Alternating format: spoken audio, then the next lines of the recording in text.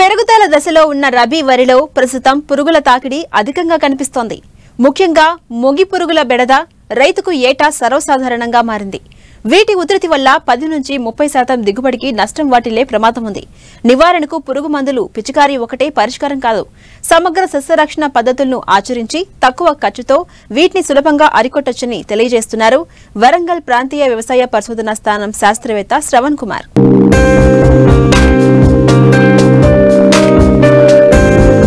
తెలుగు రాష్ట్రాల్లో అన్ని ప్రాంతాల్లోనూ ప్రధాన పంట వరి. నాటు నుంచి కోత దశ వరకు కూలీల కొరత, సాగునీటి ఇబ్బందులతో అనేక సమస్యలను ఎదుర్కొంటున్న రైతుకు చీడపీడల నివారణ కూడా పెద్ద సవాల్గా మారింది. దీనికి ప్రధానంగా యాజమాన్య లోపాలు ఒక కారణమైతే, ప్రతికూల వాతావరణ పరిస్థితులు ఈ చీడపీడల ఉధృతికి దోహదపడుతున్నాయి. వరి సాగయ్యే అన్ని ప్రాంతాల్లోనూ ముగిపురుగు దాడి సర్వసాధారణంగా మారిపోయింది. ఇది నారుమడి దశ నుంచి పైరు కంకి వేసే దశ వరకు ఏ సమయంలో అయినా ఆశించి నష్టం కలగజేస్తోంది. వివిధ ప్రాంతాల్లో పిలక దశ నుండి దుబ్బు చేసే దశ వరకు వరి ఉంది. ఆలస్యమైన ప్రాంతాల్లో అక్కడక్కడ ఇంకా నాట్లు వేస్తున్నారు. అయితే ఈ సమయంలో మొగి పురుగును ముందస్తుగా అరికట్టేందుకు తీసుకోవాల్సిన జాగ్రత్తల గురించి తెలియజేస్తున్నారు వరంగల్ ప్రాంతీయ వ్యవసాయ పరిశోధనా స్థానం శాస్త్రవేత్త శ్రవణ్ కుమార్. ముఖ్యంగా ఈ ప్రస్తుత పరిస్థితుల్లో వరిని కాండం తొలచు పురుగు అనే పురుగు మనకి ఆశించి నష్టం చేయడం మనం గమనిస్తున్నాం. మనకి ముఖ్యంగా ఈ కాండం తొలచు పురుగు లేదా మొగి పురుగు యాజమాన్యం గురించి తెలుసుకోవడం చాలా ముఖ్యము. సో మనం ఇక్కడ గమనించినట్లయితే ఈ యాసంగి సీజన్లో వరి అనేది చాలా ప్రధానమైన ఆహార పంట. గత సంవత్సరము కూడా యాసంగిలో ఈ యొక్క కాండం తొలచు పురుగు ఆశించి మనకు నష్టపరచడం జరిగింది. ఈ సీజన్లో ముఖ్యంగా ఆఖరి వరకు మనకు వ్యవసాయ శాఖ గణాంకాల ప్రకారం సుమారుగా ఒక 30 లక్షల ఎకరాలలో ఈ యొక్క వరి సాగు అనేది చేపట్టడం అనేది జరిగింది. ఇంకా కూడా చాలామంది రైతులు నాటు వేయడం అనేది మనం చూస్తున్నాం. సో సుమారుగా 30 లక్షల ఎకరాల పైనే మనకి మన తెలంగాణ రాష్ట్రంలో వరి సాగు అనేది మనము చూడవచ్చు. ప్రస్తుత పరిస్థితిలో వరి పంట ముఖ్యంగా పిలక దశలో ఉంది. చాలా చోట్ల కొన్ని చోట్ల దుబ్బు చేసే దశలో ఉంది. ఈ సీజన్లో మనకి చాలా చోట్ల వరి పంటను ఈ యొక్క కాండం తొలచు పురుగు లేదా మొగి పురుగు అనేది ఆశించి నష్టం చేయడం గమనించడం జరిగింది. ఇది మనకి వరిలో చాలా ప్రధానమైన పురుగు. మనకి అట్లాగే ముఖ్యంగా ఖరీఫ్ సీజన్లో అట్లాగే యాసంగిలో 2 సీజన్లో కూడా ఇది ఆశించి నష్టం చేస్తుంది. ముఖ్యంగా యాసంగి సీజన్లో ఈ యొక్క మొగి పురుగుకి అనుకూలమైన వాతావరణం ఉండటం వల్ల ఇది మనకి వరి పంటను వివిధ దశల్లో ఆశించి మనకి నష్టం చేస్తుంది. దీని గురించి మనము కూలంకషంగా తెలుసుకున్నట్లయితే మనము ఇది రెక్కల పురుగు సంబంధించిన పురుగు. ఈ యొక్క మొగి పురుగు లేదా కాండం తొలచు పురుగుల జీవిత చక్రంలో మనకి 4 దశలు గమనించవచ్చు. ముఖ్యంగా రెక్కల పురుగు దశ, అట్లాగే గుడ్డు దశ, తర్వాత లార్వా దశ, అట్లాగే ప్యూప దశ. ఇట్లా మనకి చాలా రకాల పురుగులలో ఈ 4 దశలు మనము గమనిస్తాము.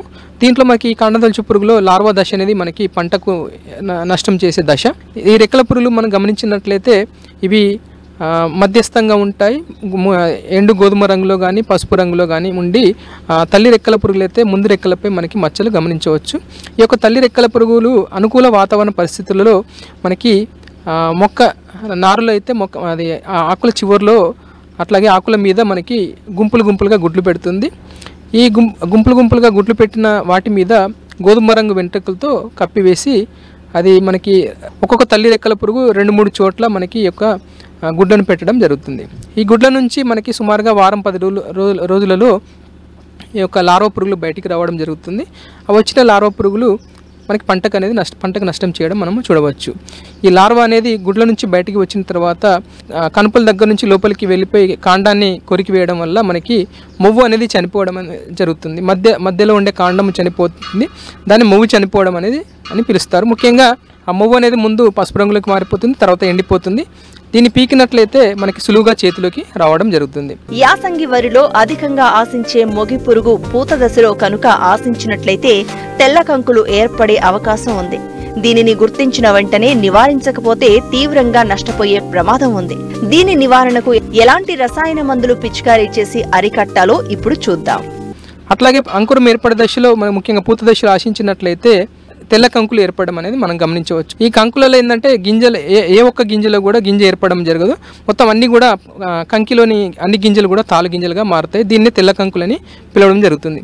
ముఖ్యంగా రైతులు సరైన పోషక యాజమాన్యం చేపట్టినప్పుడు, అంటే సరైన ఎరువులు సరిగా వాడినప్పుడు, కాండం బలహీనంగా ఉన్నప్పుడు, అట్లాగే తేమ శాతం, గాలిలో తేమ శాతం ఎక్కువగా ఉన్నట్లయితే, ఉష్ణోగ్రత తక్కువగా ఉన్నప్పుడు ఇది ఎక్కువగా వచ్చే అవకాశం ఉంటుంది. ముఖ్యంగా యాజమాన్య పద్ధతులు మనం గమనించినట్లయితే, నారుమడిలో మనము నారు పీకడానికి ఒక వారం రోజుల ముందు నారు కొనలు తుంచి నాటు వేసుకోవాలి. అట్లాగే రసాయనేతర పద్ధతులు వచ్చినట్లయితే లింగాకర్ష బుట్టలు కానీ లేదా దీప పెర్రలు, అట్లాగే సోలార్ దీప పెర్రలు పెట్టుకొని మనం మొగిపురుగు యొక్క రెక్కల పురుగు ఉనికిని మనం గమనించుకోవాలి. దాన్ని బట్టి మనము యాజమాన్య పద్ధతులు చేపట్టవచ్చు. అట్లాగే లింగాకర్ష బుట్టలకు వచ్చేసి ఒక ఎకరానికి 3 చొప్పున లింగాకర్ష బుట్టలు పెట్టుకొని ఈ యొక్క రెక్కల పురుగు ఉనికిని మనం గమనించుకోవాలి. ఒక వారం రోజుల్లో ఒక్కొక్క బుట్టకి 25 నుంచి 30 మగరెక్కల పురుగులు మనం గమనించినట్లయితే ఇమీడియట్గా మనము సస్యరక్షణ చర్యలు మనము చేపట్టాలి. ఈ విధంగా మనము వివిధ పద్ధతుల్లో ఈ యొక్క పురుగును గమనించుకుంటూ మనకి యొక్క సస్యరక్షణ చర్యలు చేపట్టాలి. మనకి రసాయనిక మందులకు వచ్చేసి పిలక దశలో మనకు నారుమడిలో నారు పీకడానికి ముందు వారం రోజుల ముందు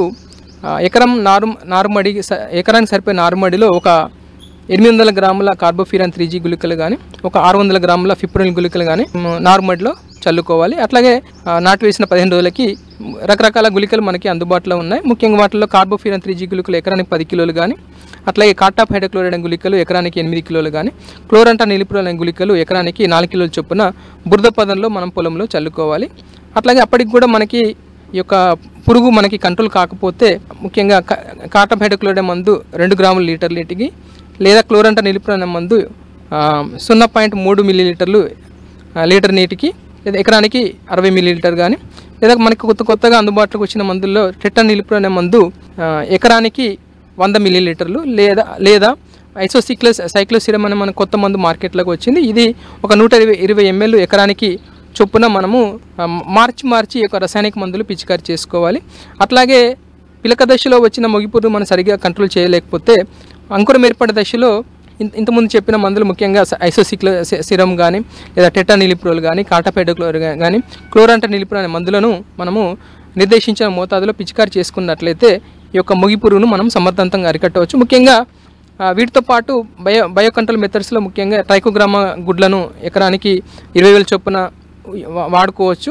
సో ఈ విధంగా రైతు సోదరులందరూ కూడా ఈ యొక్క మొగిపురుగు యాజమాన్య పద్ధతులు ఈ విధంగా చేసుకున్నట్లయితే సమర్థవంతంగా అరికట్టవచ్చు, మన యొక్క మొగిపురుగు అరికట్టవచ్చు. ముఖ్యంగా కాండం బలహీనంగా ఉన్నప్పుడు ఈ మొగిపురుగు ఎక్కువ వస్తుంది కాబట్టి నిర్దేశించిన మోతాదులో మనకి నత్రజని కానీ, భాస్వరం కానీ, పొటాష్ ఎరువులు కంపల్సరీగా వాడాలి. అట్లాగే మొగిపురుగు ఏవైతే వాడితే మనకి అది కంట్రోల్ అవుతుందో ఆ మందులు వాడి ఆ మొగిపురుగును కంట్రోల్ చేసుకోవాల్సిందిగా కోరుచున్నాం. తల్లి భూదేవి చల్లగా చూస్తే అన్నం ముద్దకు కరివేలేదని రైతు ఆత్మవిశ్వాసంతో ప్రకటించేవాడు. ఇది గతం. ఇప్పుడు 4-5 ఎకరాలున్న సన్నకారు రైతుల నుంచి 10 ఎకరాల మోతుబరులు కూడా సాగులో తగిలిన దెబ్బలకు నవనాడులు కుంగిపోయి జవసత్వాలు కూడగట్టుకోవడానికి నానా పాట్లు పడుతున్నారు. వ్యవసాయం వ్యాపార పరమార్థమయ్యాక పరిస్థితి మారింది. ఒకవైపు వ్యాపారుల మాయాజాలం, మరోవైపు పగబట్టిన ప్రకృతి కొట్టిన దెబ్బలకు కుంగిపోతున్నారు. లాభాల సంగతి దేవుడెరుగు, బతుకు గడిస్తే చాలనుకునేటట్టు మిగిలారు. ఈ పరిస్థితుల నుంచి గట్టెక్కాలంటే మిశ్రమ వ్యవసాయం చేయక తప్పదంటున్నారు శాస్త్రవేత్తలు.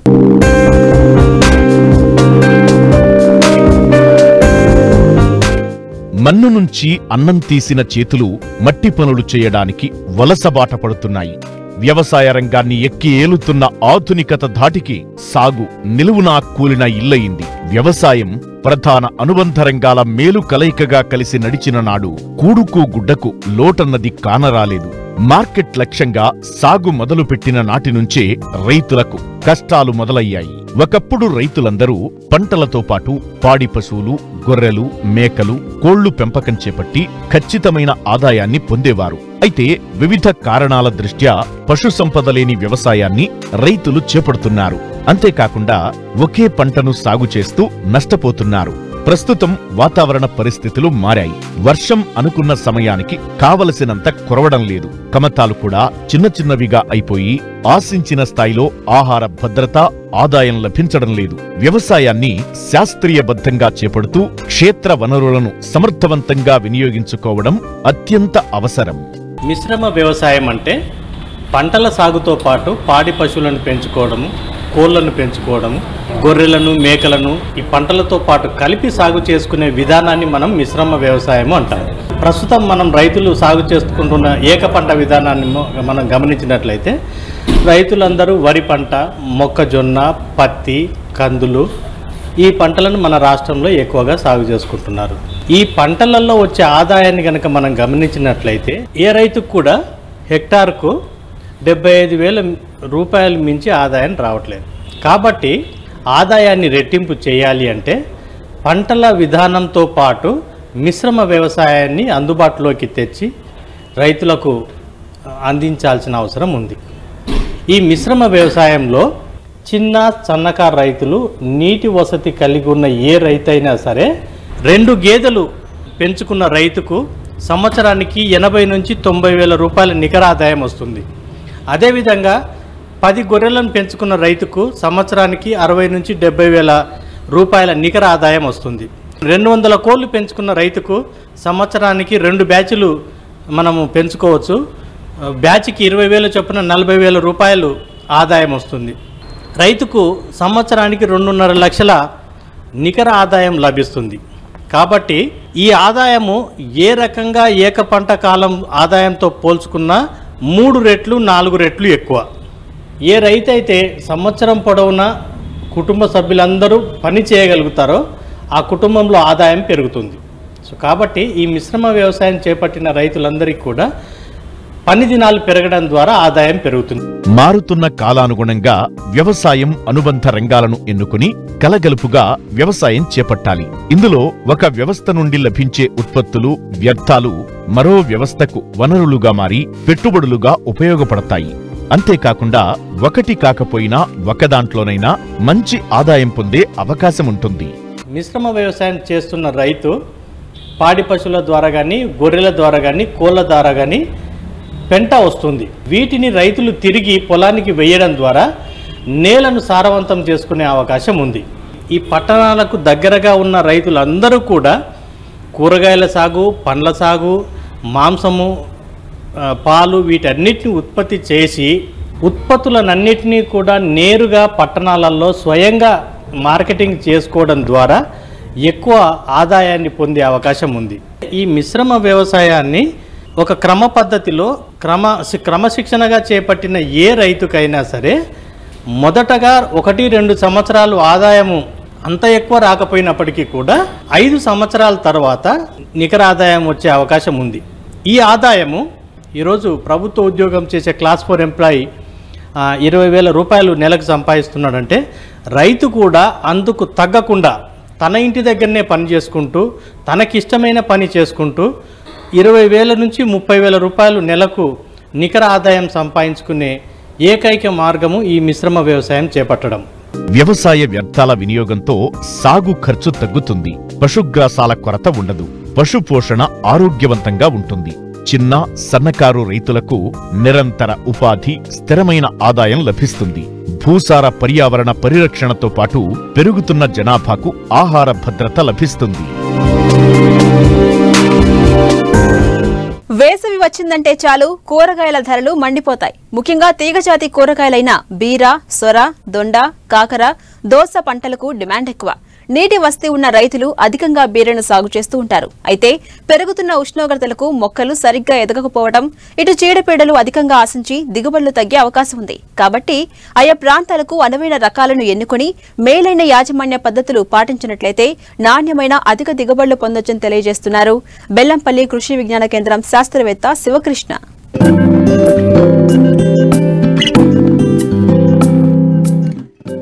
బీర తక్కువ సమయంలోనే పంట చేతికందుతుంది.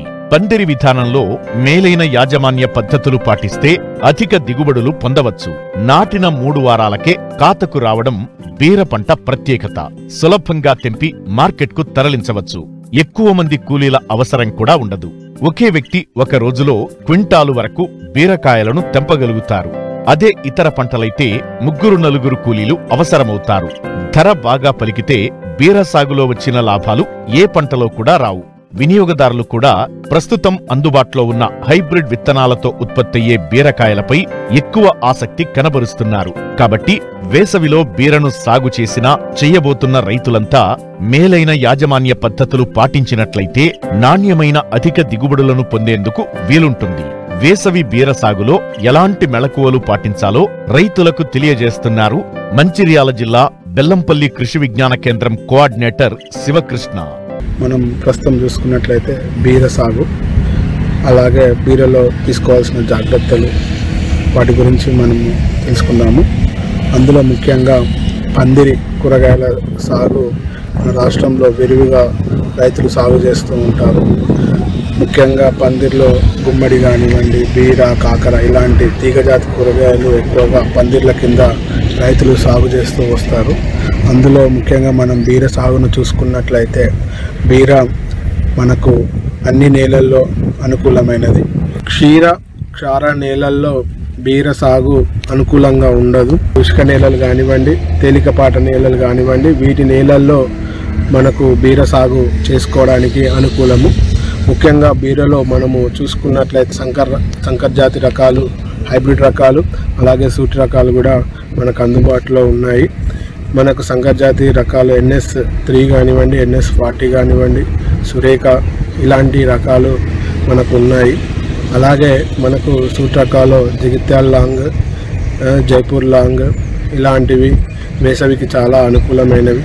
ఇంకోటి ముఖ్యంగా మనము బీర సాగు చూసుకున్నట్లయితే అధిక ఉష్ణోగ్రతలు, అంటే ఉష్ణోగ్రత ప్రభావం అనేది బీర సాగులో చాలా కీలక పాత్ర పోషిస్తుంది.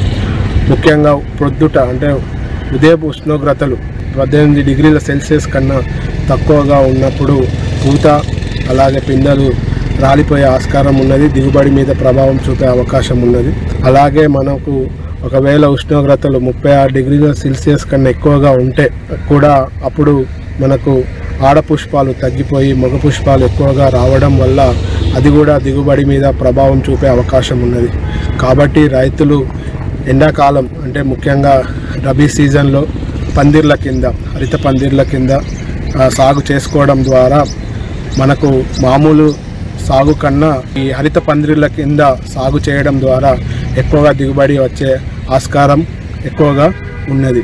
ముఖ్యంగా మనము బీర చూసుకున్నట్లయితే బీర విత్తనానికి మనము విత్తన శుద్ధి చేసుకోవడం ద్వారా నేల ద్వారా సంక్రమించే చీడపీడలు రాకుండా మనము సాధ్యమైనంత వరకు నివారించుకోవచ్చు.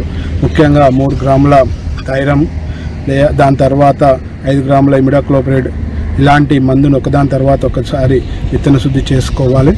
దాంతోపాటుగా మనము 100 గ్రాముల విత్తనానికి మనం 2 గ్రాముల ట్రైకోడర్మా విరిడే కూడా కలుపుకోవడం ద్వారా ఎక్కువగా నేల ద్వారా సంక్రమించే వ్యాధులు ఏదైతే ఉన్నాయో కూడా వాటిని సమర్థవంతంగా ఎదుర్కొనే అవకాశం ఉంటుంది. దాంతోపాటుగా ఎక్కువగా మనము లోదుక్కులు చేసుకోవడం ద్వారా కూడా నేల ద్వారా సంక్రమించే వ్యాధులను కూడా మనం సాధ్యమైనంత వరకు తగ్గించుకున్న వాళ్ళము అవుతాము. వేసవిలో పంట ఎదుగుదల తగ్గి పూత రాలిపోయే అవకాశముంటుంది. అంతేకాకుండా ఎక్కువగా తెగుళ్లు ఆశిస్తుంటాయి. కాబట్టి సకాలంలో నీటి తడులు, పోషకాలు అందించాలి. చీడపీడలను గుర్తించిన వెంటనే సమగ్ర సస్యరక్షణ చర్యలు చేపట్టాలి. ముఖ్యంగా తీగజాతి కూరగాయలలో ఎండాకాలంలో ఎక్కువగా వేడి ఉండడం వల్ల ఆడపుష్పాలు తక్కువగా రావడం అవకాశం ఉంటుంది. కాబట్టి మగ పుష్పాలు ఎక్కువగా వచ్చే అవకాశం ఉంటుంది. కాబట్టి రైతులు విత్తిన 15 రోజులకు బోరాక్స్ అలాగే ఇథిరాల్ 1 లీటర్ నీటికి అంటే 2.5 ml లీటర్ నీటికి కలుపుకొని 2 దఫాలుగా పిచికారీ చేసుకోవడం ద్వారా మనకు ఆడపుష్పాలు ఎక్కువగా వచ్చే అవకాశం ఉండి దిగుబడి కూడా ఎక్కువగా వచ్చే అవకాశము ఉన్నది. అలాగే వీటితో పాటుగా రైతులు ముఖ్యంగా ఎలాంటి చీడపీడలు రాకుండా నివారణ చేసుకోవడానికి ఫ్లై ట్రాప్స్ కూడా అమర్చుకోవడం ద్వారా కూడా పండు ఈగలు రాకుండా కూడా సాధ్యమైనంత వరకు నివారించుకోవచ్చు. అలాగే పోషక విలువలు కూడా మొక్కకు చాలా అవసరము. కాబట్టి రైతులు యూరియా, DAP, పొటాష్ అంటే ముఖ్యంగా మనకు భాస్వరం 30 నుంచి 40 కేజీల భాస్వరం ఇచ్చే ఎరువులను, అలాగే 16 నుంచి 12 కేజీల పొటాష్ ఇచ్చే ఎరువులను మనకు వేసుకోవాలి.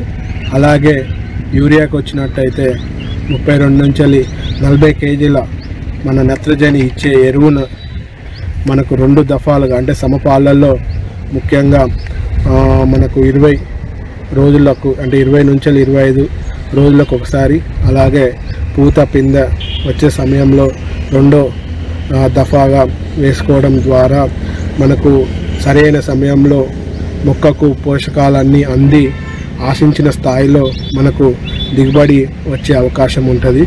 కాబట్టి రైతులు ముఖ్యంగా నీళ్ళు పెట్టే సమయము అంటే పువ్వు మొగ్గ దశలో నీళ్ళు పెట్టకుండా పువ్వు మొగ్గలు వేసిన తర్వాత కాయలు పిందె దశలలో మనకు చిన్నప్పుడు నీళ్ళు పెట్టుకోవడం చాలా ముఖ్యము. ఇంకోటి ఏంటంటే పందిర్లలో ఎక్కువగా మనము కూరగాయలు పెంచుకోవడం ద్వారా బీరకాయ కానీ మిగతా ఏదైనా కూడా తీగజాతి కూరగాయలు ఎక్కువగా మన బీరకాయలు వడి తిరగకుండా సమానంగా మంచిగా పెరుగుతాయి. దాని పెరగడం ద్వారా ఏమవుతుందంటే మార్కెట్లో కూడా వడి తిరగని కూరగాయలు కాబట్టి బీరకాయ ఎక్కువగా మనకు రేటు వచ్చే అవకాశం ఉంటుంది. మనము చూసుకున్నట్లయితే 60 నుంచి 90 రోజుల వ్యవధిలో మనకు బీరకాయలు పంట కోతకు రావడం జరుగుతుంది, రేటు కూడా రావడం జరుగుతుంది. ఇలాంటి చిన్న జాగ్రత్తలు తీసుకోవడం ద్వారా మనకు రైతులు ఆశించిన దిగుబడి సాధిస్తారని నేను అనుకుంటున్నాను.